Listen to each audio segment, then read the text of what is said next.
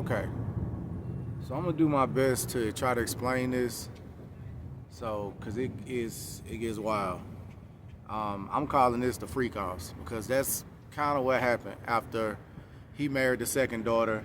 As you can see in this point of the story, that I found out Layden is Jacob's uncle. So his uncle is basically playing him. His uncle just played him out of 14 years of work to marry both of his daughters. So all that said and done, and that's behind him. So okay, so he gets both of the wives. He gets the wife that he wants, and he wants to have a baby with Rachel. Like I said, bear with me because it's gonna get crazy. He gets Rachel. He wants to have a child with Rachel. Come to find out, Rachel can't have kids, but he's also married to the sister. I want to say her name is Leah, but don't quote me on that part. But she's the older sister. So she finds out about this, and she ends up having a baby with Jacob.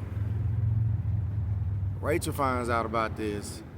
They both got servants. They both got a woman servant.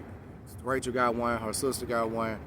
So Rachel uses her servant to sleep with Jacob to have a child for her since she can't bear kids. So that happens. And then her sister said, you want to play them games, I'm going to let him have a baby with my servant.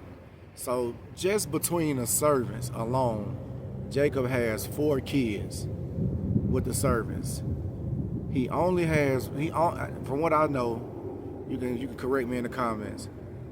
From what I know, he only ends up with 1 child with Rachel, but he ends up with a grand total of 6 children total with the older sister, the first sister that he was allowed to marry, the older one.